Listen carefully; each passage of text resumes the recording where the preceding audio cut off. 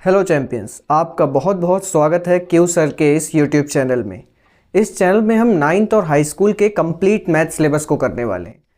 और जो मैथ अभी तक आपको डराती थी, अब उस डर को ख़त्म करेंगे। क्योंकि यहाँ पर हम बस फॉर्मूलाज रटेंगे नहीं, बल्कि उनके पीछे की थिंकिंग और कॉन्सेप्ट को समझेंगे। हम ये समझेंगे कि उन फॉर्मूला का रियल लाइफ में यूज़ कहाँ है, जो चैप्टर हम सीखने वाले हैं उसको पढ़ने से हमें क्या फ़ायदा मिलेगा, या फिर वो हमारे डे टू डे लाइफ में या फिर हमारी वर्ड में उनका इस्तेमाल कहाँ पे होता है। तो चलिए शुरू करते हैं इस जर्नी को। और आज एक टॉपिक लेते हैं, बट इस टॉपिक का नाम देखिए मैंने अभी लिख नहीं रखा है, क्योंकि हम साथ मिल करके उस टॉपिक को डिस्कवर करने वाले हैं। तो उससे पहले मैं आपसे कुछ क्वेश्चंस पूछना चाहता हूँ, तो प्लीज़ मुझे उसका जवाब कमेंट सेक्शन में ज़रूर दीजिए। पहला क्वेश्चन मेरा आपसे है, क्या आप मुझे बता सकते हैं कि रैशनल नंबर्स क्या होता है? हाँ, वही रैशनल नंबर जो आप बिल्कुल सही सोच रहे हैं, वो रैशनल नंबर जिनको हम P/Q के फॉर्म में लिख सकते हैं, और Q 0 नहीं होता उनको हम रैशनल नंबर बोलते हैं। अच्छा, क्या 3 एक रैशनल नंबर है? सही सोचा आपने, 3 एक रैशनल नंबर है क्योंकि उसको हम P/Q के फॉर्म में लिख सकते हैं। √3 के बारे में आपका क्या कहना है? क्या √3 भी एक रैशनल नंबर है? नहीं, बिल्कुल सही, √3 एक रैशनल नंबर नहीं है। तो √3 कौन सा नंबर है, क्या आप बता सकते हैं? सोचिए सोचिए, सही सोचा। हाँ, √3 एक रैशनल नंबर नहीं है। इसका नाम क्या है? इसका नाम है, ये एक इररेशनल नंबर है। अब मेरा अगला क्वेश्चन कि अगर हम रैशनल नंबर और इररेशनल नंबर को एक बड़ी फैमिली में रखना चाहें तो हम उस फैमिली को क्या बोलेंगे? बताइए। हम उस फैमिली को बोलेंगे, हाँ कमेंट कीजिए, उस फैमिली का नाम है रियल नंबर। तो बच्चों, आज हम लोग रियल नंबर्स के बारे में पढ़ने वाले हैं। आपने 9th में रियल नंबर्स के बारे में क्या क्या सीखा, जरा रिकॉल करते हैं। आपने 9th में सीखा कि रियल नंबर्स जो हैं वो दो टाइप के होते हैं, एक तो रैशनल नंबर्स और एक इररेशनल नंबर्स, जिसमें हम लोगों ने रैशनल नंबर और इररेशनल नंबर को अलग अलग तरीके से सीखा कि हम पहचानेंगे कैसे। लेकिन हाई स्कूल में हम इस जर्नी को आगे ले जाएंगे। यहाँ पे हम पॉजिटिव इंटीजर की दो कैरेक्टरिस्टिक्स के बारे में सीखने वाले हैं। तो क्या है वो कैरेक्टरिस्टिक्स, चलिए साथ में मिलकर डिस्कवर करते हैं। तो चलिए पहली प्रॉपर्टी की तरफ चलते हैं, बट उससे पहले मैं आपसे कुछ क्वेश्चंस पूछूंगा और फिर हम लोग उस प्रॉपर्टी को देखेंगे। मुझे ये बताइए कि अगर हम 3 से 10 को डिवाइड करते हैं तो क्या होता है? आपको कहेंगे सर बड़ा आसान सा क्वेश्चन है, हम 3 बार में 9 लेंगे यहाँ पे और हमारा रिमाइंडर 1 बच जाएगा। अच्छा, तो अब ज़रा इसके बारे में बताइए कि 4 से जब हम 27 को डिवाइड करेंगे तो क्या होगा? हाँ हाँ करके देखिए। हाँ, बड़ा आसान है, आप जब इसको करेंगे तो 6 बार में 24 आएगा और रिमाइंडर 3 बच जाएगा। तो आप इन दोनों सवालों के थ्रू कुछ गौर कर पा रहे हैं? सोचिए, क्या ऐसा है? चलिए मैं लिखता हूँ। यहाँ पर जैसे आपने देख रहे हैं कि डिविडेंड जो है हमारा 10 है। इस डिविडेंड को हम divisor into quotient plus remainder की फॉर्म में लिख सकते हैं। क्या यहाँ पर ऐसा हो सकता है? हाँ, हो सकता है।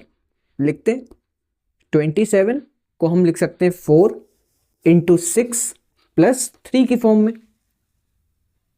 तो अब जरा गौर करिए कि हमारा जो डिवीज़र है, अगर हम इसको b से रिप्रेजेंट कर दें, हमारा जो डिविडेंड है इसको हम a से रिप्रेजेंट कर दें, और ये तो आप जानते हैं कि ये क्वोशिएंट है तो हम इसको q से रिप्रेजेंट कर दें, और ये आया रिमाइंडर, इसको हम r से रिप्रेजेंट कर दें, तो हम पाएंगे कि हमें एक रिलेशन बनता हुआ दिख रहा है। क्या है वो रिलेशन?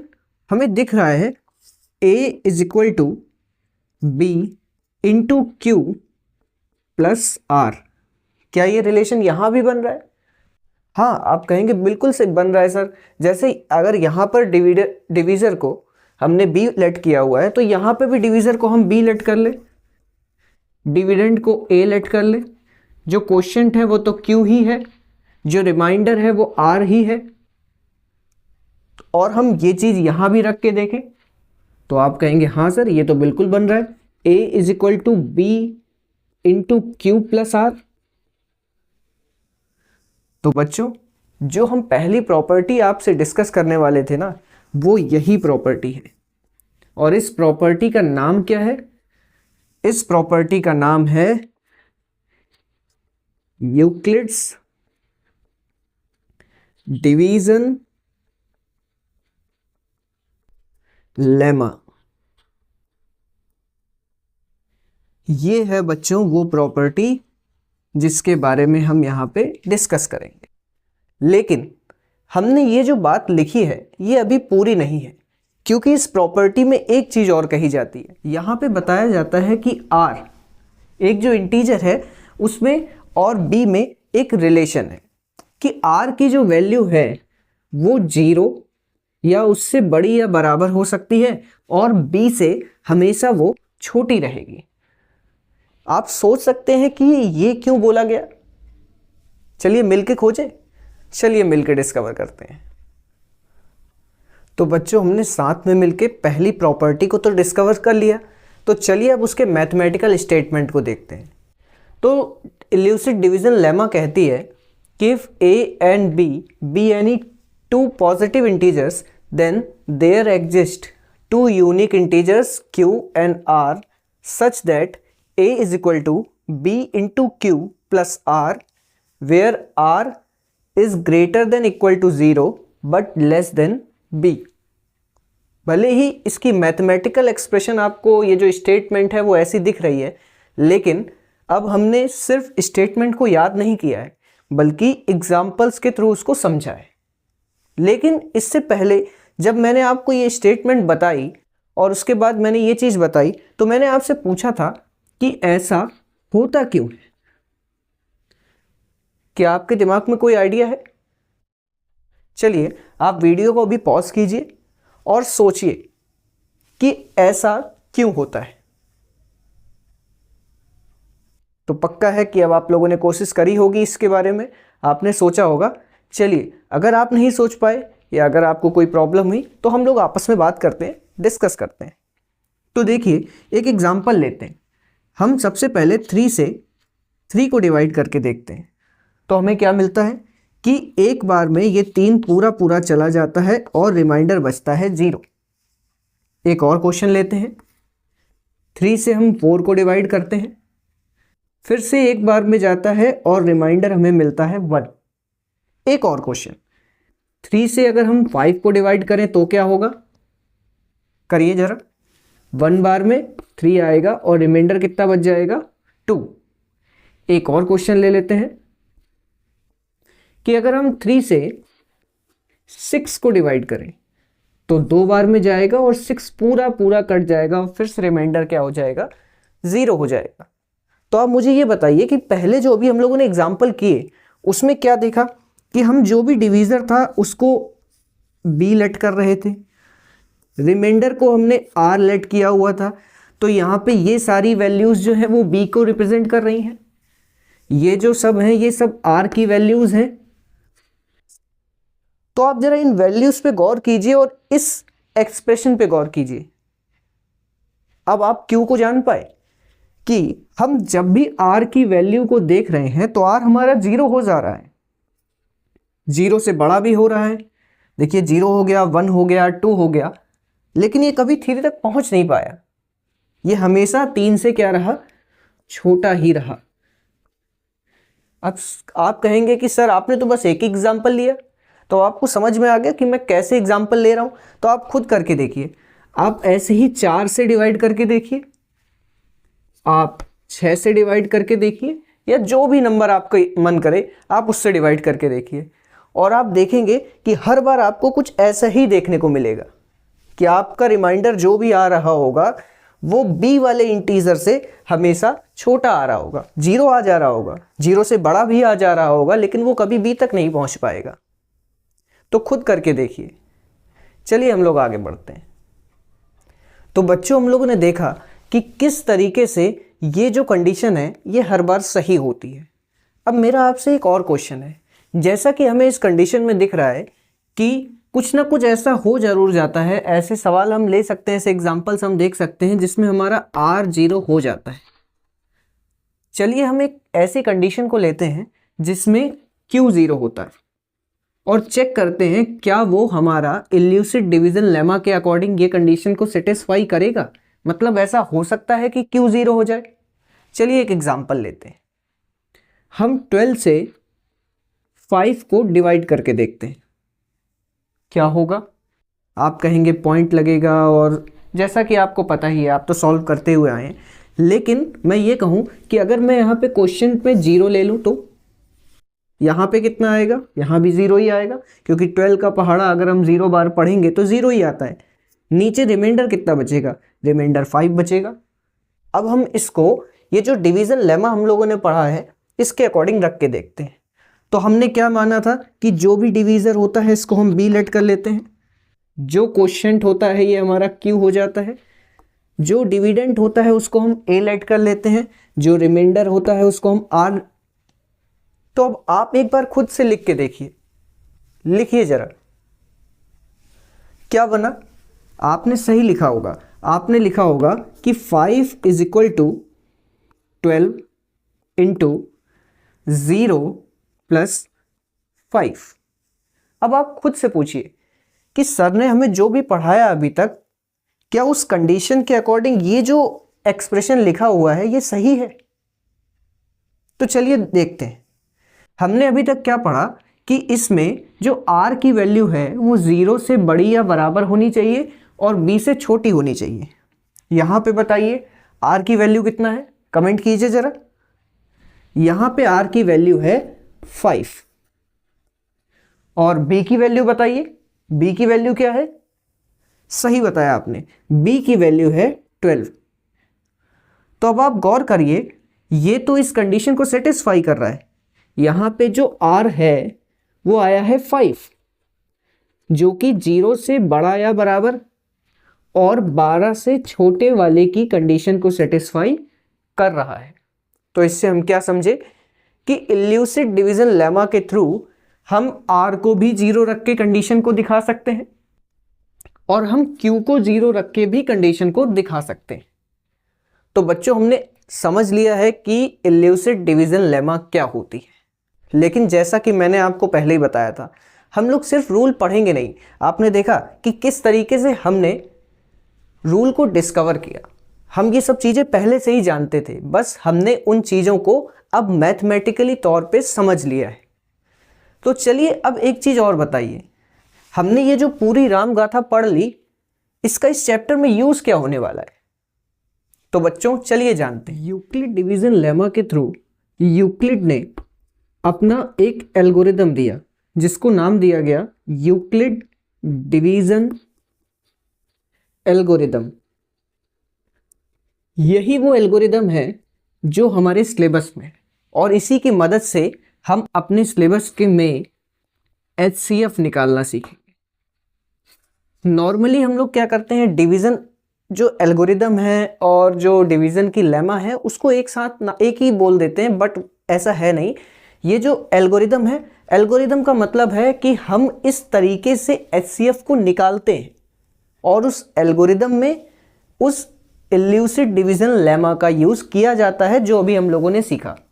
तो चलिए अब हम लोग एल्गोरिदम की मदद से HCF निकालना सीखते हैं और कुछ क्वेश्चंस के माध्यम से हम बड़ी आसानी से इसको सीख लेंगे। तो बच्चों हमने यूक्लिड डिवीजन लेमा के बारे में बात करी, फिर हमने ये देखा कि यूक्लिड डिवीजन लेमा की मदद से यूक्लिड डिवीजन एल्गोरिदम बनाई गई, और हम ये भी जान चुके हैं कि इसका इस्तेमाल हम HCF निकालने के लिए करने वाले हैं। लेकिन HCF निकलेगा कैसे, चलिए आज उसको समझते हैं। बट उससे पहले मैं आपको HCF के बारे में थोड़ी जानकारी दे देता हूँ। देखिए HCF होता क्या है। HCF का फुल फॉर्म है हाईएस्ट कॉमन फैक्टर। क्या फॉर्म है, हाईएस्ट कॉमन फैक्टर।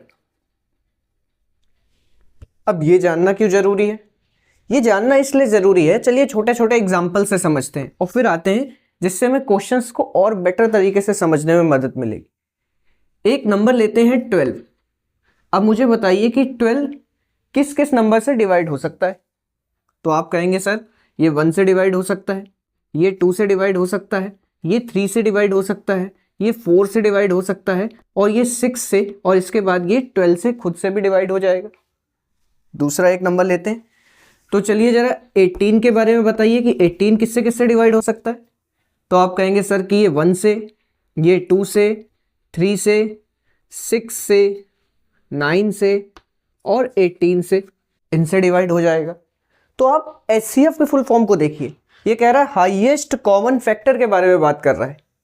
तो जरा हम इसमें कॉमन फैक्टर्स को पहले निकालते हैं। क्या क्या कॉमन फैक्टर है, जैसे यहाँ पर देखिए 1 और यहाँ भी 1, यहाँ पर 2, यहाँ पर भी 2, यहाँ पे 3, यहाँ पे भी 3, ये सारे कॉमन फैक्टर हैं। लेकिन अभी हम अपनी उस चीज़ तक नहीं पहुँच पाए हैं। हाईएस्ट कॉमन फैक्टर चाहिए अपने को। क्या चाहिए? Highest common factor. तो चलिए आगे बढ़ते हैं। यहाँ पर है 4 तो है नहीं, लेकिन 6 यहाँ पे देखिए, और 6 यहाँ पर भी है। 1 2 3 ये दोनों में कॉमन है, लेकिन उसके बावजूद भी हमने लिया कौन सा? 6 लिया। क्यों 6 लिया? क्योंकि हमें क्या पता है कि HCF का फुल फॉर्म होता है हाईएस्ट कॉमन फैक्टर। तो इन दोनों नंबर्स यानी 12 और 18 का जो HCF निकलने वाला है वो क्या निकल के आएगा? वो 6 निकल के आएगा। तो अब आपके मन में ये डाउट होना चाहिए कि सर हम बात तो एल्गोरिथम की कर रहे थे, लेमा की बात कर रहे थे, आपने HCF के बारे में क्यों बताया? वो इसलिए क्योंकि बच्चों अभी तो हम लेमा की मदद से HCF निकाल लेंगे, बड़ा आसान है। लेकिन हम यहाँ पर HCF से रिलेटेड कुछ वर्ड प्रॉब्लम भी करने वाले हैं। ये वर्ड प्रॉब्लम हमें समझने में तब आसान हो जाएगी जब हमें इसका मतलब पता होगा। अब आप गौर करिए, अगर HCF के लिए हमें क्या देखना है? हमें हाईएस्ट देखना है। जैसे समझिए, 2 चीज़ें लिए। हमने कहा कि हमारे पास यहाँ पर हमने 3 बच्चों को खड़ा किया हुआ है, और हमारे पास चॉकलेट है और हमारे पास टॉफीज। कह दिया गया कि हमारे पास 12 चॉकलेट है और हमारे पास 18 टॉफी है। तो जब हमसे HCF पूछा जाएगा तो क्या क्या पॉइंट्स होंगे, हम कैसे पहचानेंगे कि हमसे HCF पूछा जा रहा है?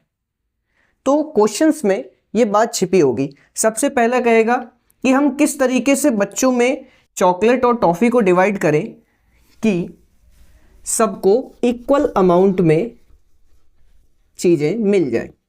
तो पहली चीज़ पकड़ने वाली है, सवाल में हमें देखना है क्या? Equal amount. दूसरा, यहां पे हमसे मैक्सिमम की बात करेगा कि ज़्यादा से ज़्यादा। जैसे 3 बच्चे हैं, हम मान लें ये A है, ये B है और ये C है। तो A को मैक्सिमम कितनी चॉकलेट्स मिल सकती हैं और कितनी टॉफ़ीज़ मिल सकती हैं, ऐसे ही B को और C को। तो HCF में हमने देखा कि हम कॉमन फैक्टर निकालते हैं, वो भी हाईएस्ट।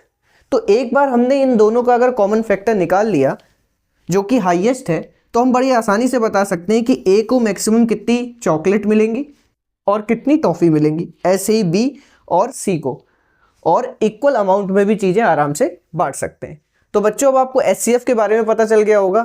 वर्ड प्रॉब्लम करेंगे तो हम आपको कैसे कीवर्ड्स को वहाँ पे पकड़ना है, इक्वल अमाउंट लिखा हो या फिर मैक्सिमम कैपेसिटी कह दे, मैक्सिमम नंबर कह दे, कुछ भी कह दे, मैक्सिमम करके वर्ड आएगा तो हम वहाँ पे HCF को निकालेंगे। तो इसमें कोई रटने वाली चीज़ नहीं, बड़ी आसान है, क्योंकि हमने मैक्सिमम यहाँ पर फैक्टर निकाला, देखिए हाईएस्ट फैक्टर निकाला है। तो जब हमें चीज़ों को डिवाइड करना होगा, हाँ एक चीज़ और देख लेते हैं कीवर्ड, चीज़ों को डिवाइड करना होगा यहाँ पे। तो 3 चीज़ें पकड़ के चलिए, चीज़ें डिवाइड की जा रही हैं, मैक्सिमम अमाउंट देना है और इक्वल अमाउंट में चीज़ों को डिवाइड करना है। जब ये 3 कीवर्ड हमें सवालों में दिखे तो आप समझ जाइए कि हमें चीज़ों का HCF निकालना होता है। तो HCF निकालेंगे कैसे, चलिए अब उस पर चलते हैं। तो बच्चों हम ये देख चुके हैं कि HCF क्या होता है और सवालों में हम ये कैसे पहचानेंगे कि हमें यहाँ पे इन नंबर्स का HCF निकालना है। अब हम क्या करते वाले हैं, अब हम ये देखने वाले हैं कि अगर हमें कोई 2 नंबर्स दिए गए हैं तो हम एल्गोरिदम का इस्तेमाल करके उनका HCF कैसे निकालेंगे। तो चलिए शुरू करते हैं। देखिए जब हमें कोई 2 नंबर दिए होंगे तो ऑब्वियस सी बात है कि उनमें से कोई एक नंबर बड़ा रहा होगा और एक छोटा रहा होगा। तो जो बड़ा नंबर है उसको हम A के इक्वल कर लेते हैं। और जो हमारा छोटा नंबर है उसको हम b के इक्वल कर लेते हैं। अब क्या लिखेंगे? अब लिखेंगे यूजिंग यूक्लिड्स डिवीजन लेमा। अब इसका इस्तेमाल करते हैं। तो डिवीजन लेमा में हमने क्या देखा था? हम लिखते थे चीजों को a is equal to B into Q plus R के फॉर्म में।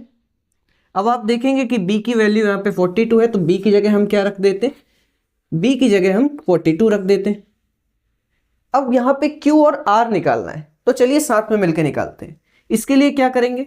आपको पता होता है कि ये जो b है ये तो डिवीजर होता है और ये है डिविडेंड, तो उसको उसी फॉर्म में लिख देते हैं। 42 को हमने डिवीजर में लिख दिया और 455 को हमने डिविडेंड बना दिया। तो चलिए जरा इसको डिवाइड करिए। कैसे होगा?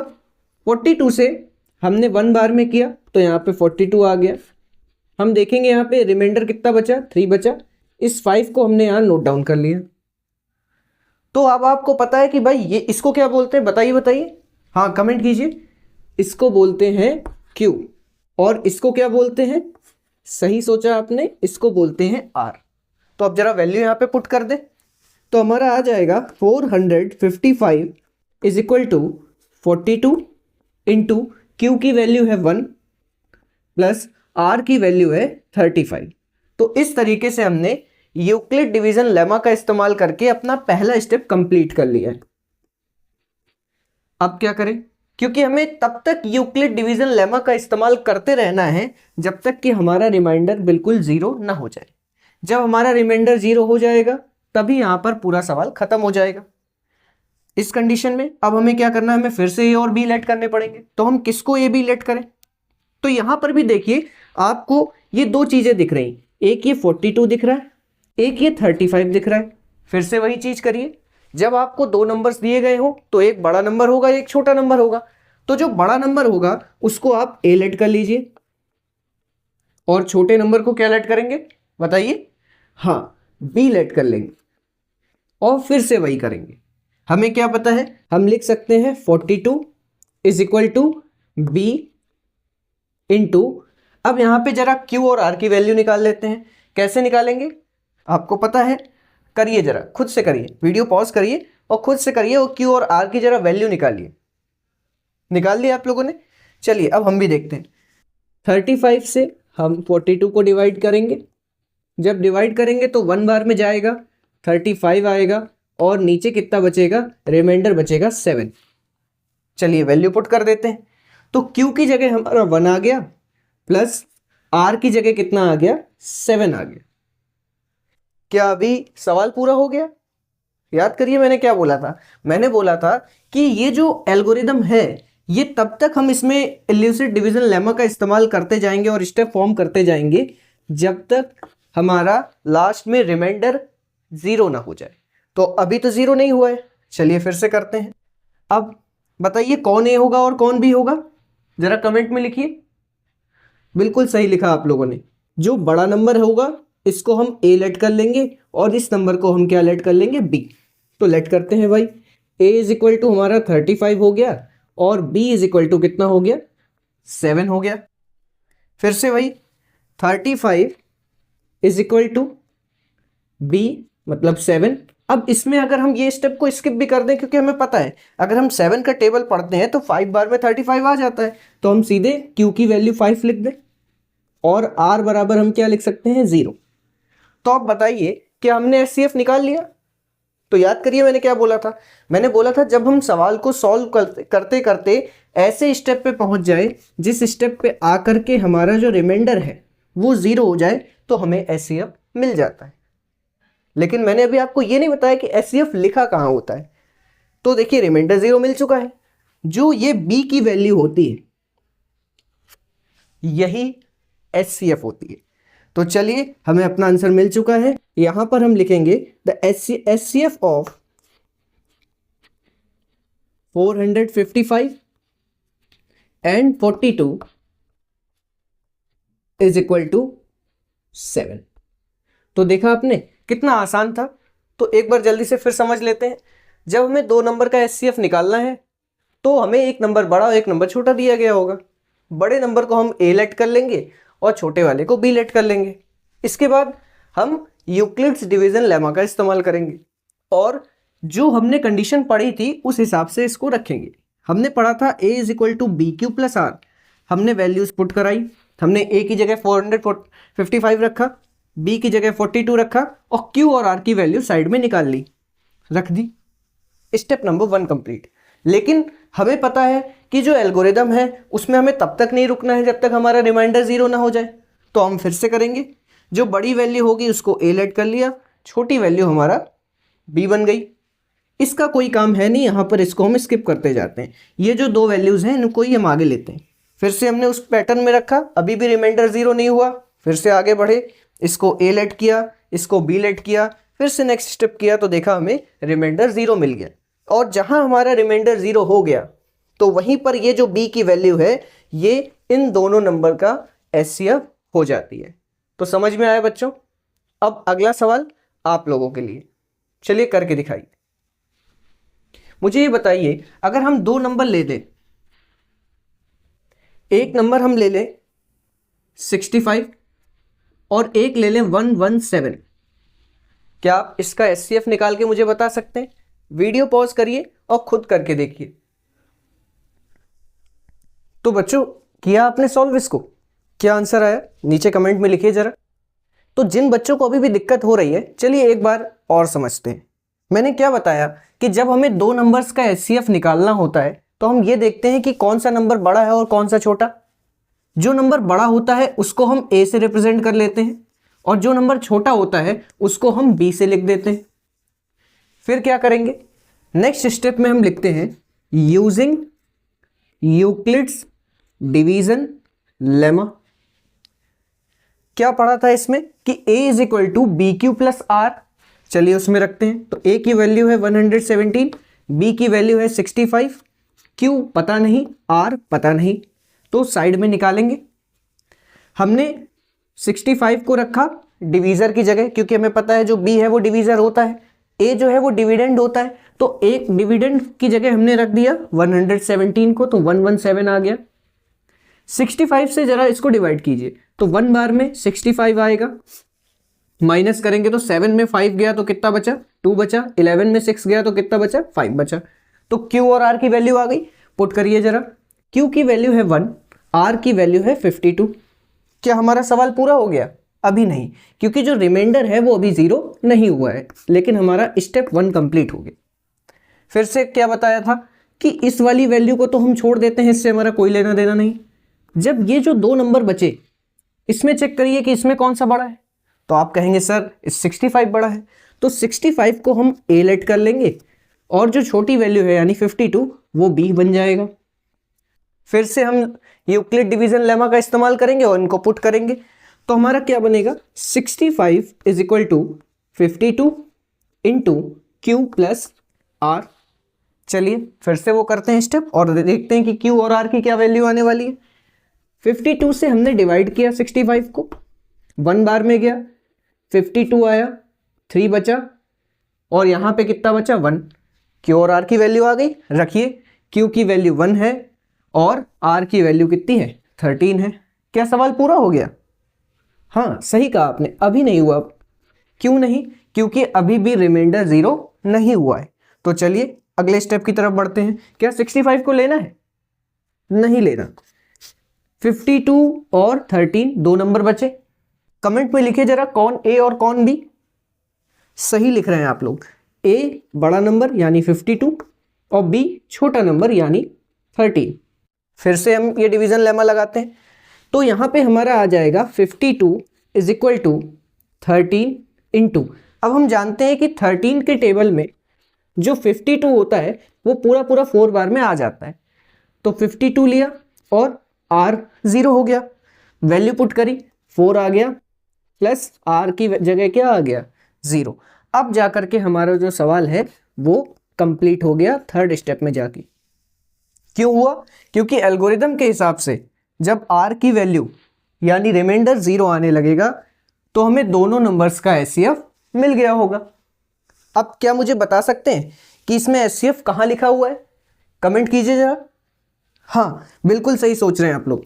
ये जो 13 है वही क्या है? इन दोनों नंबर्स का HCF है। तो हम लिखेंगे HCF of 65 and 117 is equal to 13। तो मुझे पूरी आशा है कि आपको ये समझ में आया होगा कि किस तरीके से दो नंबर्स दिए गए हैं तो हम उसका HCF निकाल सकते हैं। चलिए अब आगे चलते हैं और समझते हैं कि दो नंबर्स के HCF को हम लोग लीनियर कॉम्बिनेशन की फॉर्म में कैसे लिखेंगे। तो चलिए देखते हैं इसको। तो बच्चों, हमने दो नंबर का HCF निकालना सीख लिया। चलिए अब देखते हैं कि इसको लीनियर कॉम्बिनेशन के फॉर्म में कैसे रिप्रेजेंट करेंगे। लीनियर कॉम्बिनेशन में रिप्रेजेंट करने के लिए जो नंबर्स दिए गए हैं उनके HCF को सबसे पहले कुछ लेट कर लेते हैं। जैसे मैं यहां पर इसको D लेट कर रहा हूं, आपकी जो मर्जी आप वो लेट कर सकते हैं। इसके बाद अगर हम इस D को कुछ ऐसे लिखें, कैसे? XA प्लस YB, तो हम कहेंगे कि हमने उन दोनों नंबर्स के HCF को लीनियर कॉम्बिनेशन के फॉर्म में रिप्रेजेंट कर लिया है।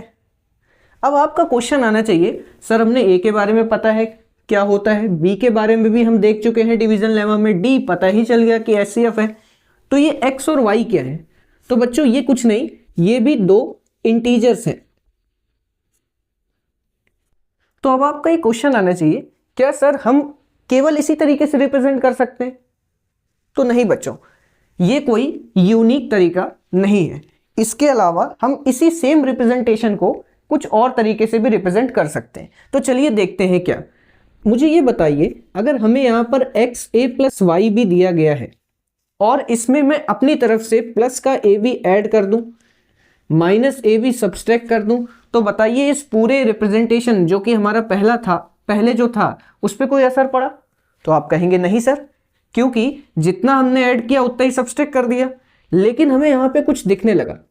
अगर हम A और ये वाला, मतलब इसमें भी A है इसमें भी A है, इनको एक साथ कर ले, YB के साथ हम माइनस का A भी ले लेते हैं। इसके बाद मुझे ये बताइए बच्चों कि इन दोनों में आपको क्या कॉमन दिख रहा है?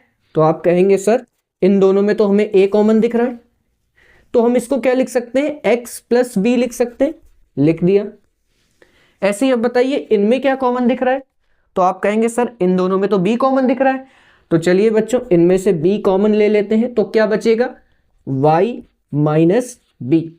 तो अब मुझे बताइए कि ये जो रिप्रेजेंटेशन हमने पहले लिखा था D is equal to XA plus YB, ये यूनिक तो नहीं रहा, क्योंकि हमने सेम चीज को कुछ इस तरीके से भी लिख लिया। तो बच्चों जब दो नंबर का हम HCF निकाल लेते हैं तो उसको लीनियर कॉम्बिनेशन में लिखने का ये तरीका है। तो अब ये कैसे करेंगे, चलिए इस क्वेश्चन के माध्यम से हम सीखते हैं। तो बच्चों हम लोगों ने देखा कि जब हमें लीनियर कॉम्बिनेशन में दिखाना होता है तो हम नंबर्स को कैसे रिप्रेजेंट करते हैं। चलिए क्वेश्चन के माध्यम से इसको सीखते भी हैं। तो याद कीजिए कि जब हमने इन दोनों का HCF निकाला था तो हमें ये 3 स्टेप मिले थे, स्टेप नंबर 1, स्टेप नंबर 2 और स्टेप नंबर 3। जब हमें लीनियर कॉम्बिनेशन में शो करना है तो हमें अपना सवाल इन्हीं स्टेप्स के साथ चालू करना है। तो बच्चों क्या होता है इसमें कि जो सबसे लास्ट स्टेप होता है उस स्टेप को हम स्किप कर देते हैं और उससे ऊपर वाले स्टेप को लेते हैं। क्योंकि यहाँ पे लास्ट स्टेप 3 है तो 3 को स्किप कर दिया, 3 को हमने स्किप किया, हमें किस पे जाना है? 2 पे जाना है। तो हम लिखेंगे टेकिंग स्टेप सेकेंड। तो बच्चों सेकेंड स्टेप में क्या लिख रहा है? सेकेंड स्टेप में लिखा हुआ है 65 is equal to 52 into 1 plus 30। यहां से हम जानते हैं कि इसका जो HCF आया था वो 13 आया हुआ था, तो जरा हम 13 की वैल्यू निकालें। तो इस स्टेप से अगर हम 13 की वैल्यू निकालेंगे तो आपको पता है ये जो 52 इंटू 1 लिखा हुआ है ये इधर आएगा और 65 से माइनस हो जाएगा। तो हम इसको कैसे लिखेंगे? हम लिखेंगे 65 माइनस का 52 इंटू में 1। अब क्या करेंगे, अब हम देखेंगे कि क्या हम इस 52 की कोई वैल्यू निकाल के यहाँ पे रख सकते हैं। क्यों ऐसा ही हम 52 की वैल्यू क्यों रख रहे हैं, हर चीज़ का लॉजिक समझेंगे तो बड़ा आसान हो जाएगा। हमें ये बताइए, हमें जो रिप्रेजेंटेशन करनी थी वो थी d is equal to X A plus Y B, कुछ यही थी वो रिप्रेजेंटेशन। अब इसमें आप गौर से देखिए, आपको ए भी चाहिए और बी भी चाहिए। हमें दिख रहा है कि हमारे पास जो बी है वो यहाँ पे मिल गया, अब हमें ए बनाना है। तो बनाने के लिए हमें यहाँ पे 52 तो नहीं चाहिए ना भाई, ना तो ए है 52 ना बी 52 है, तो बी 52 को हटाना पड़ेगा। इसके लिए हम यहाँ पे 52 की वैल्यू रख रहे हैं। तो 52 की वैल्यू कहाँ से निकलेगी, क्योंकि हमने सेकंड स्टेप लिया था। अब उससे एक स्टेप ऊपर देखिए जरा, क्या दिखा, स्टेप 1। तो स्टेप 1 में आपको 52 दिख रहा है, तो आप कहेंगे हाँ सर हमें 52 दिख रहा है। तो क्या बच्चों हम यहाँ से 52 की वैल्यू निकाल सकते हैं, देखिए जरा निकाल सकते हैं, एक बार ट्राई कीजिए। देखा आपने, बड़ी आसानी से आप यहाँ से 52 की वैल्यू निकाल सकते हैं। तो क्या आएगी 52 की वैल्यू, 52 की वैल्यू आएगी 65 माइनस का 52 की जगह हम लिख सकते हैं 117 माइनस 65 इंटू 1, माइनस का 65 इंटू 1 लिख सकते हैं बच्चों। और इसके साथ इंटू में क्या लिखा हुआ है, इंटू में इसके साथ 1 लिखा हुआ है, तो ऐसी कोई प्रॉब्लम नहीं है, हमने सीधा सीधा लिख दिया। तो यहां तक आपको चीजें समझ में आई। अब क्या करना है अपने को, अब सिंपल सा ये करना है कि ये माइनस अंदर ले जाना है। जब इस माइनस को अंदर ले जाएंगे तो क्या होगा, तो 13 इज इक्वल टू ये हो जाएगा 65 माइनस का हो जाएगा 117 इंटू 1, क्योंकि 1 का इसके साथ इंटू हो रहा है। माइनस का ये था, अंदर भी माइनस था, क्योंकि ब्रैकेट के बाहर माइनस है तो अंदर का साइन चेंज हो जाएगा, यहां पे आ जाएगा प्लस, प्लस आ जाएगा, और इसको हम क्या लिख सकते हैं 65 इंटू 1। तो यहां तक बच्चों क्लियर हुआ, क्या किया अभी तक, फिर से एक बार देखते हैं। जब हमें उसको लीनियर कॉम्बिनेशन में शो करना था, तो जब हम इसका एचसीएफ निकाल रहे थे उस समय में जो 3 स्टेप मिले थे उन स्टेप्स को पहले लिख लिया। लिखने के बाद जिस स्टेप पे हमारा रिमाइंडर आ गया था उस स्टेप को हम स्किप कर देते हैं और उससे जस्ट पहले वाला स्टेप हम लेते हैं और अपने सवाल को आगे बढ़ाते हैं। यहां से हम, क्योंकि हमें d इज इक्वल टू चाहिए और d कितना था, d तो 13 था, तो हमने 13 इक्वल करके एक इक्वेशन यहाँ पे, मतलब 13 इक्वल करके हमने चीज़ों को रिप्रेजेंट कर लिया। ठीक है, अब आप कहेंगे सर यहाँ पे 65 है 52 है, लेकिन आपने कहा सिर्फ 52 को ही हटाएं, ऐसा क्यों। तो बच्चों गौर करो, हमने क्या बताया कि d इज इक्वल टू होना चाहिए x A plus Y B, हमें a और b दोनों चाहिए। तो हम देखेंगे हमें एक चीज़ तो मिल चुकी है, दूसरी चीज़ नहीं मिली है, 117 नहीं मिला है, 52 का हमारे पास कोई काम नहीं है, तो हमने 52 की वैल्यू निकाल लेनी है और यहाँ पे रख देनी है। ये 52 की वैल्यू आएगी कहाँ से, तो आप गौर कीजिए, हमने स्टेप नंबर 2 लिया है। अगर हम इससे ऊपर वाले स्टेप में देखें तो हमें यहाँ पे 52 दिख रहा है, यहाँ से हम 52 की वैल्यू निकाल करके यहाँ पे पुट कर देंगे। तो देखिए रखिए, 65 इंटू 1 इधर जाएगा तो माइनस का हो जाएगा, उस तरीके से यहाँ पे इसको लिख दिया। लिखने के बाद, क्योंकि ब्रैकेट के बाहर अगर माइनस लगा हो तो अंदर के साइन चेंज हो जाते हैं।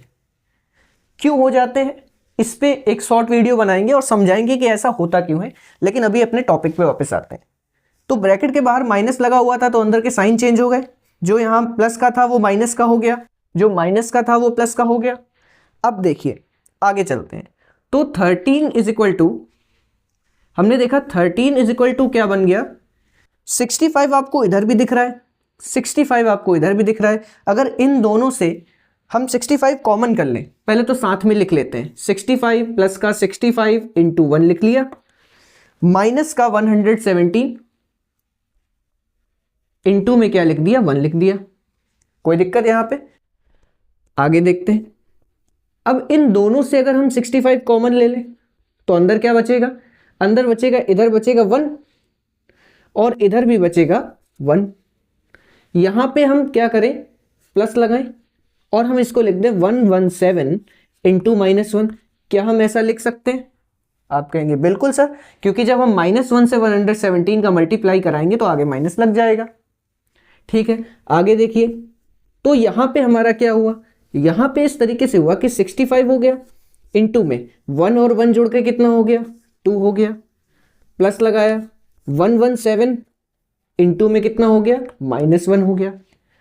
तो अब जरा ये जो हमारे सामने रिप्रेजेंटेशन बन के आया है, इसको हमारे जो हमने बताया था उस रिप्रेजेंटेशन से जरा कंपेयर कराते हैं। तो लिखते हैं कंपेयर विथ किस चीज के साथ, d is equal to X A plus का वाई बी।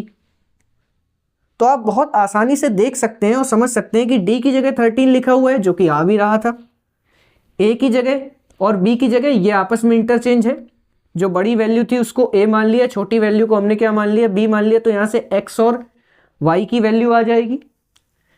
तो क्या आएगी, देखिए जो x की वैल्यू आ जाएगी वो कितनी आ जाएगी, x की वैल्यू 2 आ गई, y की वैल्यू क्या आ गई, y की वैल्यू -1 आ गई। और इस तरीके से हमने इस सवाल को लीनियर कॉम्बिनेशन के फॉर्म में रिप्रेजेंट कर दिया। अब आपके मन में एक डाउट आ रहा होगा कि सर आपने कहा था जो बड़ा नंबर है उसको a से, छोटा नंबर b से। देखिए वो चीज़ मैंने आपको बताई थी कि आप किस तरीके से सवाल को आगे ले जा सकते हैं। जब कुछ चीज़ें हम एज्यूम करके चलते हैं तो समझने में आसानी हो जाती है।